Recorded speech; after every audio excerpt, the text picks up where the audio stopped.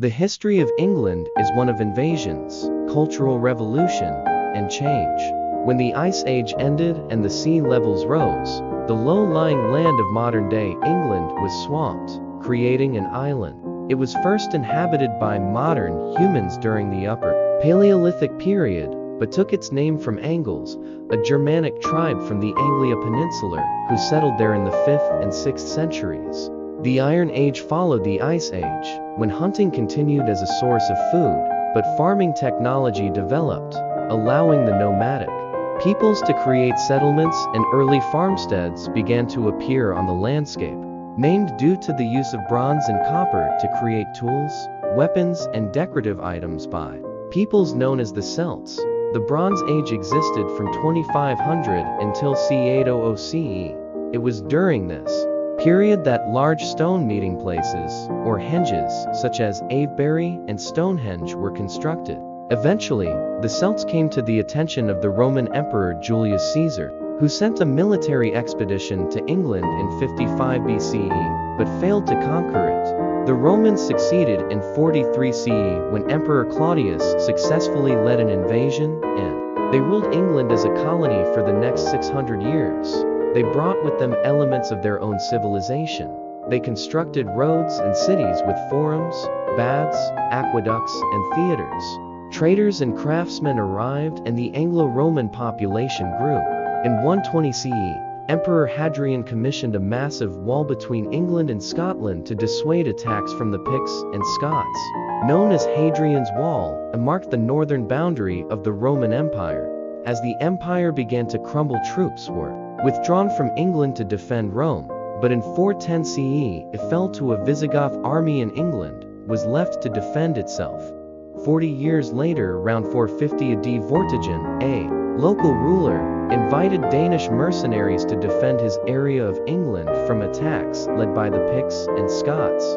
However, the Danes turned on their host and established the first Saxon kingdom of England. Other mercenary groups invaded, resulting in the establishment of a patchwork of rival Saxon and Anglo kingdoms that were continually at war. These rivalries were known as the Dark Ages, a period when Anglo-Saxon art and literature, inspired by Christianity, became refined. This period was violently ended by the constant invasion of Viking armies, who established settlements and took over Saxon kingdoms. Eventually, after many battles, the separate kingdoms were unified during the reign of Thelstan, and an untied England was created. In 1066, on the death of Edward the Confessor, 3 men vied for the English crown: Harold I, the man who took the throne, Harald Hardrada, King of Norway, and William of Normandy. This rivalry led to 2 invasions. Harold I defeated the Viking army at Stamford Bridge, but was defeated himself at Hastings by William, who on Harold's death, crowned himself king on Christmas Day, 1066. To control the defeated Saxons, William gave vast tracts of the land to his own lords, and constructed a number of large stone castles. To raise money, he instructed that a detailed inventory be taken of all English lands, an undertaking that became the Domesday Book. William was succeeded by King John, who, believing he was above the law, forcefully took what he needed from the people. However, the barons disputed his demands, and in 1215 they presented the king with an ultimatum, a document that became known as the Magna Carta. A year after its signing, King John died, and in 1216 his son, the 9-year-old Henry, inherited the crown. During the next 100 years, England was scourged by the plague, known as the Black Death, and responsible for killing 1/3 of the population.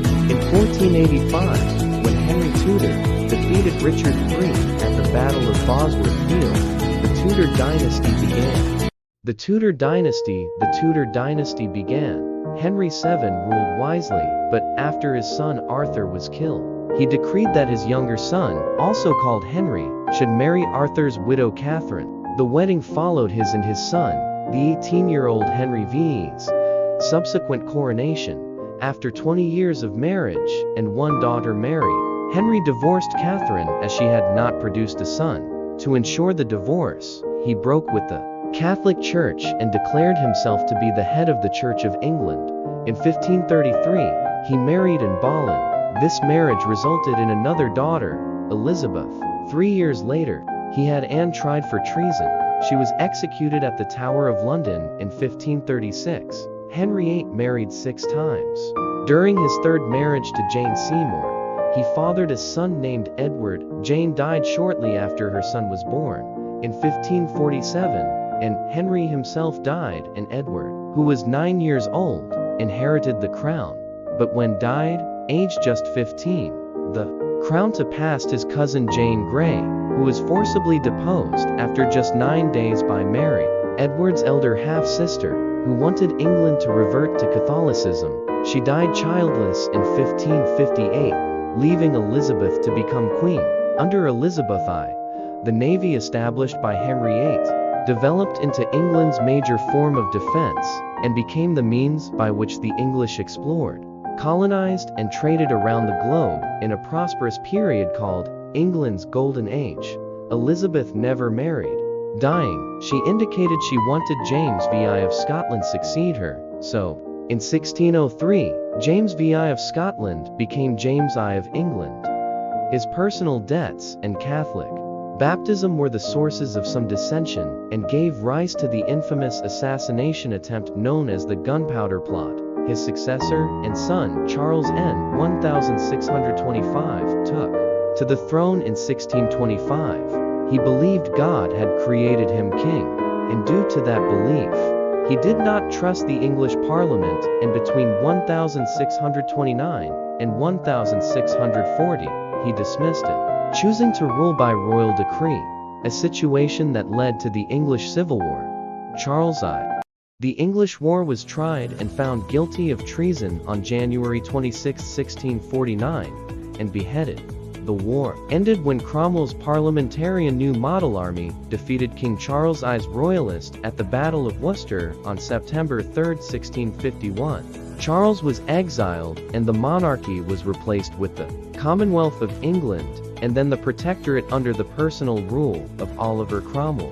Cromwell died 1658 and his son Richard became Lord Protector, but he lacked his father's talents.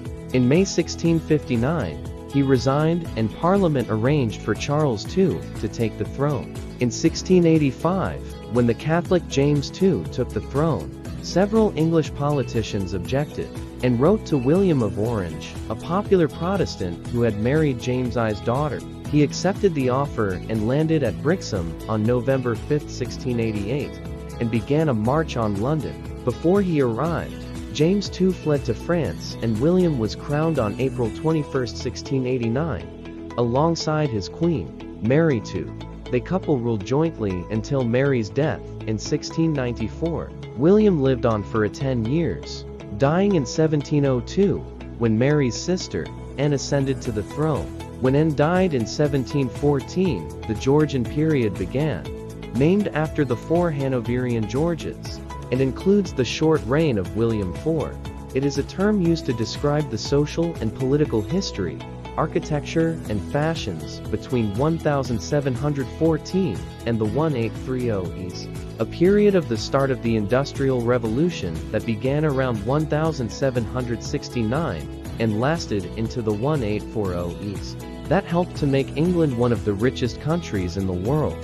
However, it was also the period when England lost control of its American colonies. Here's one fact about England from each decade of the 20th century. When Queen Victoria came to the throne in 1837, aged 18, she was the ruler of Great Britain and Ireland, Canada, Australia, India, New Zealand, and parts of Africa. His reign, known as Edwardian England, was a period of great decadence and enjoyment. In 1902, Victoria died and her son Edward became king. However, in 1910, he died and his son, George V, became king. 9 years later, the First World War began. The cause was complex and far-reaching, but it eventually led to the deaths of millions. On November 11, 1918, fighting ended and some women who had worked in jobs usually filled by men were granted the vote. After the war, England underwent a period of unrest as different groups of industrial workers went on strike. This led to the General Strike of 1926, which was followed by a financial crash known as the Depression. As a royal, he was not allowed to marry a divorcee, and so, on December 11, 1936, he abdicated, passing the crown to his younger brother. In 1936, King George V died and his eldest son, Edward VIII, became king, but Edward had fallen in love with a divorced American woman. In 1939, war broke out again. This time, England stood firm against the aggression of Nazi Germany. The invention of the pill meant that women could control their fertility. Groups such as the Beatles led youth culture, and swinging London led the world in fashion trends. It was a time of great technological advances: the moon landing, supersonic flight, the joining of the EEC, and the establishment of London as a global financial center. Fighting ended in 1945, and London and England began to rebuild. Where its future and global position in the 21st century lies, only time will tell. In 1951, the Festival of Britain was staged to celebrate national recovery. The 1960s saw a huge social and sexual revolution, but as the 20th century came to an end, England's power began to wane. If you enjoyed the video, be sure to subscribe for more.